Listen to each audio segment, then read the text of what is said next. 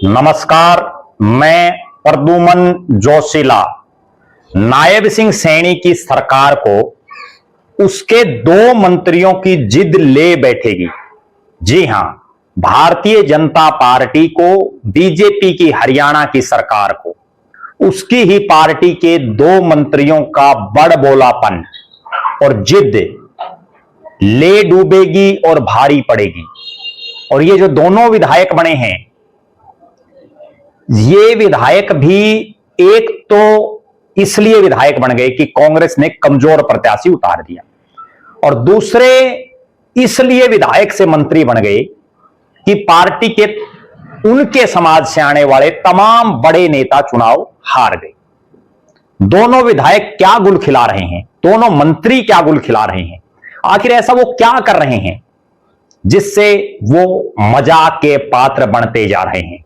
और हरियाणा प्रदेश की जनता, आप सभी जानते हैं कि जिस नेता को चाहे उसको फर्श से अर्श पर पहुंचा सकती है और जिसको चाहे उसको अर्श से फर्श पर ला सकती है।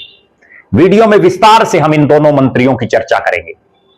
उससे पहले आप सभी दर्शकों से अनुरोध है कि YouTube पर हमारे चैनल को सब्सक्राइब करें, बेल आइकन घंटी का बटन अवश्य दबाएं, YouTube पर हमारे चैनल को ज्वाइन अवश्य करें ताकि आपका हमें सहयोग मिलता रहे। वीडियो को ज्यादा से ज्यादा शेयर करें, ज्यादा से ज्यादा कमेंट करें।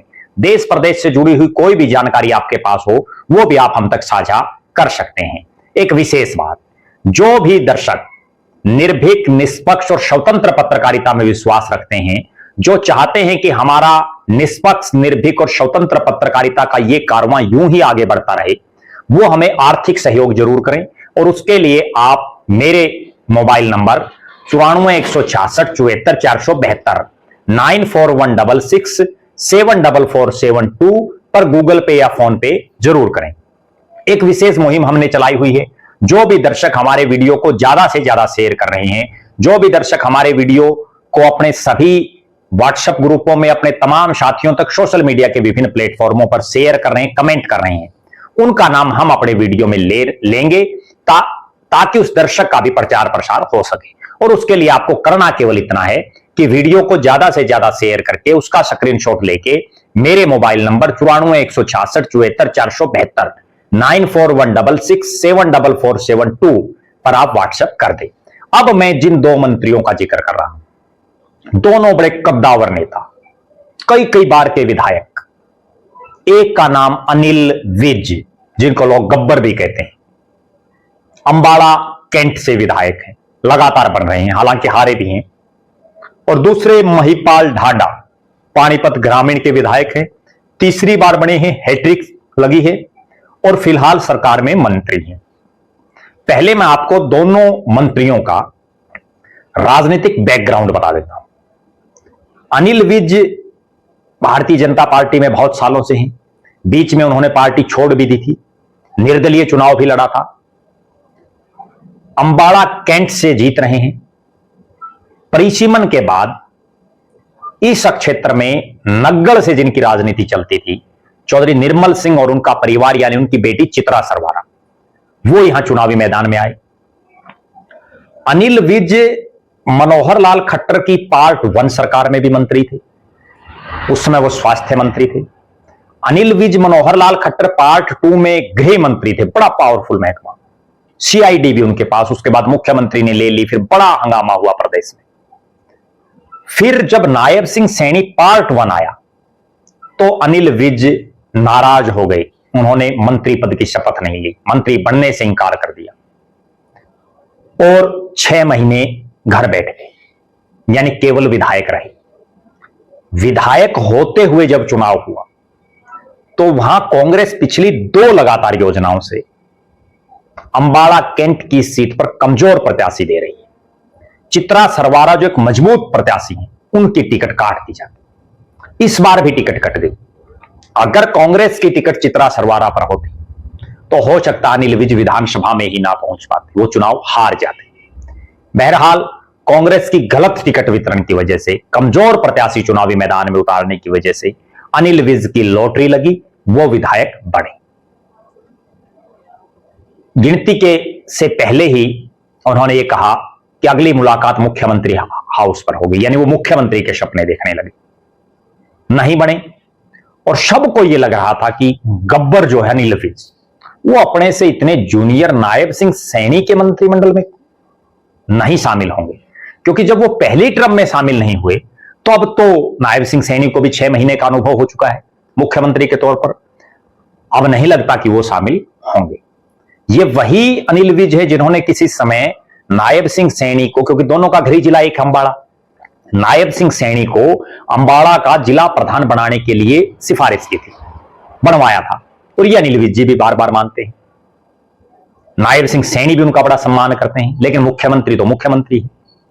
सबकी निगाहें इस चीज पर थी कि अनिल विज शपथ नहीं लेंगे, लेकिन उन्होंने ली, और जिस मनोहर लाल खट्टर की सरकार में वो घड़ी जैसे मुख्यमंत्री के बाद जो सबसे पावरफुल महकमा होता है उसके मंत्री थे, इस बार उनको मंत्रालय दिए परिवहन और ऊर्जा, यानी गृह मंत्रालय के मुकाबले छोटे स्तर के मंत्री पद उनको दिए। लेकिन साहब हैं, उनको पता चल गया कि अगर विधायक रहते हुए इतनी समस्या आई जीतने में, तो मंत्री चाहे वो किसी भी महकमे का बनाओ, मंत्री मंत्री होता है। दूसरे जो मंत्री हैं जिनका हम जिक्र कर रहे हैं वो है महिपाल ढांडा, युवा मोर्चा के प्रदेश के अध्यक्ष रहे, किसान मोर्चा के प्रदेश के अध्यक्ष रहे, संघ और बीजेपी के नेताओं से अच्छे खासे संबंध। पानीपत ग्रामीण से पहला चुनाव 2014 में लड़ा, बीजेपी की टिकट पर जीत गए, नया हल्का बना था परिसीमन के बाद। यहां इस हल्के में पहले विधायक ओम प्रकाश जैन बने थे जो निर्दलीय जीते थे। इसके बाद यहां से महिपाल ढांडा जो विधायक बने, और महिपाल ढांडा की लगातार हैट्रिक बनी, वो पहले 2014 में बने, फिर 2019 में बने, फिर 2024 में बने। इसमें कोई दो राय नहीं कि उनका एक अच्छा खासा रसूख है इलाके में, इसलिए वो 3 बार विधायक बने। लेकिन बात करते हैं हम कि मंत्री कैसे बने। पहली बार भी वो विधायक बने थे, तब उनको मंत्री नहीं बना। क्यों? क्योंकि उस समय बीजेपी में जाट समाज से आते हैं महिपाल ढांडा, अनिल विज पंजाबी समाज से आते हैं। जाट समाज में उनके मुकाबले भले ही पहली बार विधायक ओम प्रकाश धनखड़ और कैप्टन अभिमन्यु बने हों, लेकिन वो बड़े चेहरे थे। सुभाष बराला भी पहली बार विधायक बने थे, लेकिन मनोहर लाल खट्टर की पहली सरकार में 3 जाट नेताओं को बड़ी चौधर थी, 2 को मंत्रिमंडल में और 1 को संगठन में। सुभाष बराला प्रदेश के अध्यक्ष बने, ओम प्रकाश धनखड़ कृषि और पंचायत मंत्री बने, और कैप्टन अभिमन्यु मुख्यमंत्री के बाद सबसे पावरफुल वित्त मंत्री बने। जब महिपाल ढांडा का कहीं नाम नहीं आया, नजदीक भी नहीं, चेयरमैन भी नहीं लगाया सरकार में कहीं। उसके बाद होता यह है कि 2019 का चुनाव आता है। 2019 के चुनाव में ये तीनों बड़े जाट चेहरे चुनाव हार जाते हैं और चुनाव जीतते हैं लोहारू से जयप्रकाश दलाल। जब जाट कोटे के मंत्री बनाने की बारी आती है तो एक मंत्री बनता है जो डिप्टी सीएम होता है, दुष्यंत चौटाला जेजेपी अलायंस में। एक मंत्री बनता है चौधरी रणजीत सिंह निर्दलीय, चौधरी देवीलाल का बेटा, और बीजेपी कोटे से 2 जाटों को मंत्री बनाया जाता है। दोनों अपनी जिंदगी में पहली बार विधायक बने, जबकि महिपाल ढांडा तो दूसरी मर्तबा बने थे। एक का नाम जेपी दलाल और दूसरी कमलेश ढांडा जो पहली बार विधायक बने कलायत से, दोनों को मंत्री बनाया, कुल 4। उसके बाद जब मंत्रिमंडल का विस्तार हुआ तो देवेंद्र सिंह बबली को भी बना दिया गया, यानी 5 जाट चेहरे। महिपाल ढांडा की यहां भी बारी नहीं आई, ना उनको संगठन में एडजस्ट किया, ना उनको सरकार में कोई चेयरमैन तक बनाया। एकाएक मनोहर लाल जी की छुट्टी होती है और आ जाते नायब सिंह सैनी। जेजेपी का अलायंस टूट जाता है। उस लिहाज से दुष्यंत और देवेंद्र बबली 2 जाट चेहरों की छुट्टी हो जाती है। मंत्रिमंडल बनता है, तब किस्मत खुलती है महिपाल ढांडा की और उनको पंचायत मंत्री बनाया जाता है पहली बार अपनी जिंदगी में। फिर 2024 का चुनाव आता है। जितने बड़े जाट चेहरे, सुभाष बराला ने चुनाव नहीं लड़ा, वो राज्यसभा में चले गए। जयप्रकाश दलाल चुनाव हार गए, कमलेश ढांडा चुनाव हार गई, ओम प्रकाश धनखड़ चुनाव हार गए, कैप्टन अभिमन्यु चुनाव हार गए, यानी तमाम बड़े चेहरे चुनाव हार गए और जाट कोटे से मंत्री भी बनाना। लिहाजा महिपाल ढांडा की बारी आई, वो शिक्षा मंत्री बन गए। यहां तक का था ये पूरा एपिसोड। उसके बाद प्रदेश की नायब सिंह सैनी की कैबिनेट में 13 मंत्री, एक विधानसभा स्पीकर भी, एक विधानसभा का डिप्टी स्पीकर। इन 13 में 2 नेता सबसे बड़बोलापन दिख रहा है। बार बार इस तरह के बयानात दे देते हैं जिससे सरकार पसोपेश में पड़ती है। महिपाल ढांडा ने तो केवल एक रट लगा रखी है, केवल एक, कि हम अधिकारियों को नहीं बख्शेंगे।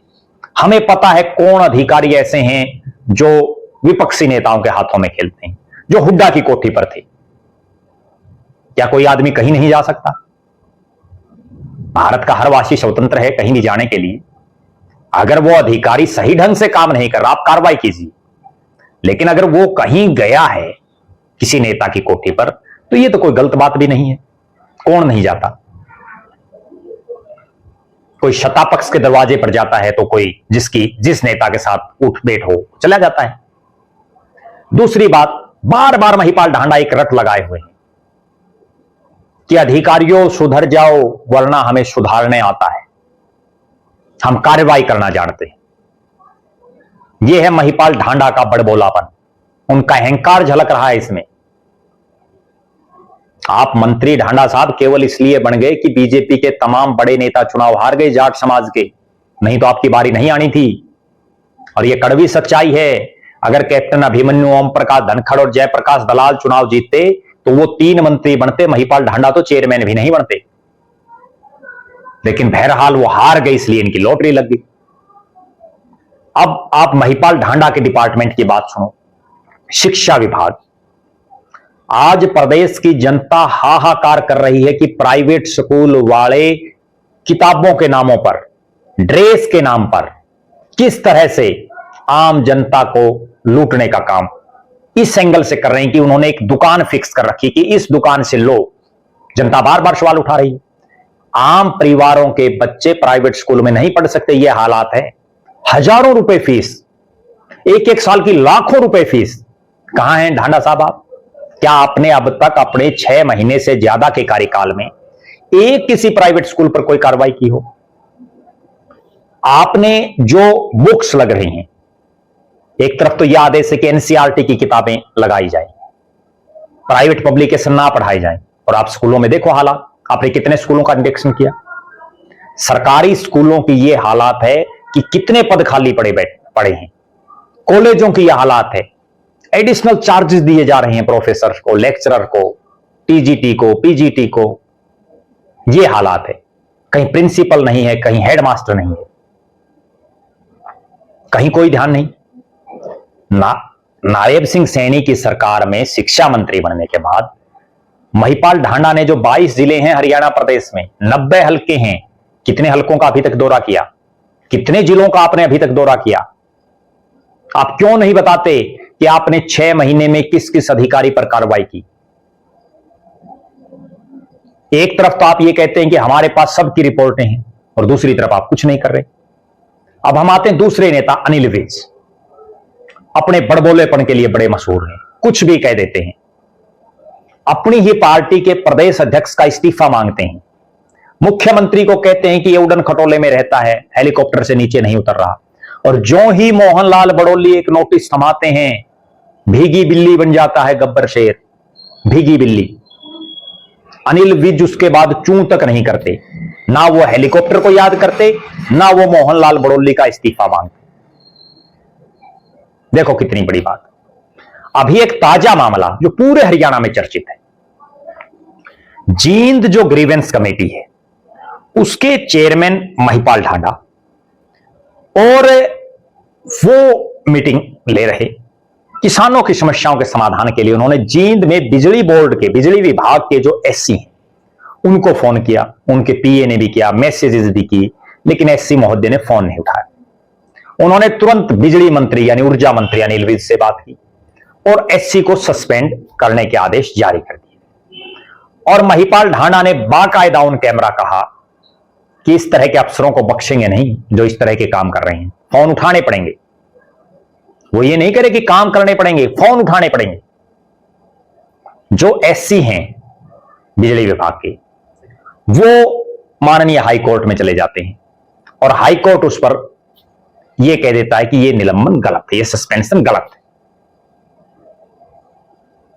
खूब मजाक उड़ता है, खूब थू थू तक भी होती है कि आखिर हो क्या रहा है।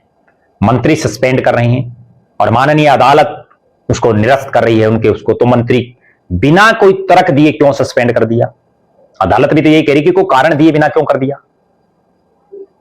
दोनों मंत्रियों की थू थू होती है, मजाक उड़ता है। जैसे ही यह खबर फैलती है कि एससी बहाल हो गया, एससी सस्पेंड नहीं हुआ, एक तमाचा लगा अनिल विज और महिपाल ढांडा के मुंह पर। तुरंत रिएक्शन करते हैं महिपाल ढांडा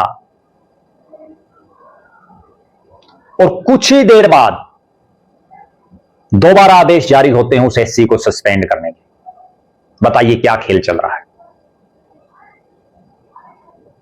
एक तरफ यह कहा जा रहा है कि वो वहां से रिकवरी सही नहीं करवा पा रहा, उसका काम संतोषजनक नहीं है, तो ये फोन वाली बात कहां आ गई? अब अनिल विज और महिपाल ढांडा को एक बात बिल्कुल स्पष्ट करनी चाहिए कि जिस एससी को आप सस्पेंड कर रहे हैं उसको आपने इसलिए सस्पेंड किया है कि वो मंत्री का फोन नहीं उठा रहा, या क्या कारण है? असली कारण क्या है? और अगर एक मंत्री का फोन एससी नहीं उठा रहा, यह भी कमाल है, फिर किस चीज की सरकार है? इसका मतलब मंत्रियों का कोई कंट्रोल नहीं है, कुछ नहीं चल रही मंत्री की।